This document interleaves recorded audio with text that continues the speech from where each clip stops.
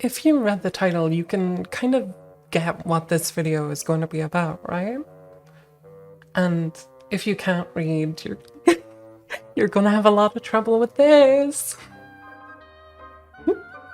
This video isn't necessarily about leaks or who is going to come, but I know that's what some people click this video for, so Dizzy confirmed in already, Jam confirmed in already, Answer Come, Venom, and that one guy with the pointy fingers all have pretty decent chances to get in. With the accent core type characters, there's actually not a lot left. Justice and Cliff are both pretty dead, from what I know. Robokai and Zappa probably have the most decent chance of getting in because there's a lot of character development that can happen in those characters. If you came for that part of the video, it's over. The rest of the video is going to be focused on breaking down how they did all the previous DLC, so what can we expect from future DLC. Now that those LS non-believers are gone, you wouldn't dare leave me like they just did, would you? This video wants to give you like a small window of what you can expect for your favorite character actually being in Strive. You can't expect your character is going to be ported exactly, but what can you expect? So there seems to be this first kind of like group of characters you can expect. That's the characters that don't get much of a visual redesign. We're talking Jacko, Bike, and Johnny. That's because they already had the models from Xrd. They already had the moves from Xrd. It's more of a job of porting them in Strive rather than building them up from the ground. While it doesn't seem like a big difference, it does come with a lot of design implications. Biken and Johnny have kinda the same general moves. All of them have been changed. It wasn't just copy and paste, but it is the same move. Jack only got her hair changed, but she still has a pretty significantly changed kit. What characters can we expect to get no visual redesign? If we look at Dizzy and the likes of the story mode, she does have a new dress, but it'll probably likely be the same. And a character like Jam, I can see them just kinda fitting her into Strive and fitting her mechanic for Strive. But personally, I hope some of it changes. That'd be really nice. And if you look at Venom, Answer, other characters in Xrd, it's harder to imagine them being straight ported. So that's when we get into our second kind of chapter. And that's Xrd ports that actually get a significant visual change. Batman didn't really get a significant visual change, but on the other hand, they did, so it's not exactly, none of this is black and white. The more obvious ones is Elfeld, Sin, and Slayer. Just like with the other Xrd ports, you can still see moves and similarities. When we think about characters that will get a visual redesign from Xrd, a character like Come does feel very Japanese culture-esque, which they want to make it more broadly appealing, so I can't see that character getting directly ported. Same with Venom, but more so considering that that space of things bouncing against each other was kind of already taken by Jacko. I don't think it's a definite never going to happen. But as we look to the accent core ports, we're talking the Abbas, Testament, Briskets. These characters were built up for Strive. And the thing about them that's probably the most exciting for a lot of people is they come with new story. These characters haven't been around, so they're coming with the new elements. This kind of seeps into the past characters. Obviously, Elfeld kind of got this big storied redesign to her. I'm sure as we get more information of Slayer, we'll see that a lot of the same thing happened. Accent Core's characters kind of get this guarantee that you're going to get this new story, this new design, this new look on the character, where the character still feels like the character. You can still recognize it as the character. It's obviously modernized. Brisket no longer has the gimmick of the button replacing Yo-Yo. Abba no longer has like the blood bags. And Testament is no longer bullshit. Good job.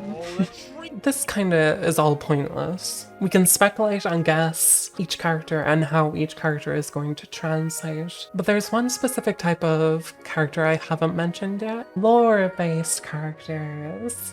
Lore-based characters can fall under any category, whether they're just in a side game that no one knows about, aka Fanny, my beloved.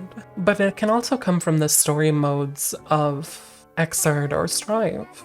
These are characters that don't have any established moves in any of the titles. And what I'm here to do is to spread propaganda. These characters are always going to be the best. We're putting you in the mind of a Strive designer for a second. Get that brain. Okay, you're now thinking like a Strive designer. When you're importing Slayer, people love Dandy Punch. How are we getting Dandy Punch in here? What are the elements we can strip down? And then it's like, okay, moving on. Next DLC character. Oh, ABBA. People have constantly been asking for ABBA. It's something we have to spend a lot of time on because we have to make it from the ground up. This is terrible, but it's a very requested character, so we have to do it. You're sitting on your desk, working away, working your heart out, creating a character. You finish ABBA, and it's like, fuck. That took a long ass time. And Daisuke comes to your desk and he's like, well, we need a DLC character. And they appear in the story mode, so we already have the model. Everything's lined up. All we need you to do is cook. We need you to cook. So as a developer, we look at Go Lewis, Asuka, Happy Chaos. These are characters that didn't come in with the expectation of anything. When importing Ino, you have the restriction of she has to dash, she has to have similar moves to what she had in the older games because people are expecting that. But these are veteran developers, and that's how we get mechanics like Go Lewis. Go Lewis has a seemingly simple idea to it, but it's all built around Behemoth Typhoon. There's so much complexity in that one move that the character's kind of designed around that one move. It's clear that a designer thought of that element and they build the character kind of on top of that and with that. It feels like more experimental, and that's the timid option. When we look to Asuka and Happy Chaos, they have this magic guy that is so nebulous, no one knows anything like about him. So they come up with this deck idea and they build a character around it. And they build it for Strive. These are characters that you can't think of in other games because they're so purposely designed for Strive. When people ask me, you know, what's my top 3, who's the characters I want the most, I tell them, Jam. Funny noises. 2, Fanny. I think it would be funny. And number 1, Michael fucking Myers, Michael Myers, Michael Myers, Malcolm Maloney's. There's no character that deserves to be in Strive more than Malcolm Myers. This is a campaign. This is propaganda. This is sinking it into your mind that if there's ever a vote for what you need to vote for next, you gotta vote for Malcolm Myers. I'm not telling you, I'm guaranteeing you that Malcolm Myers will have the most fire kit imaginable.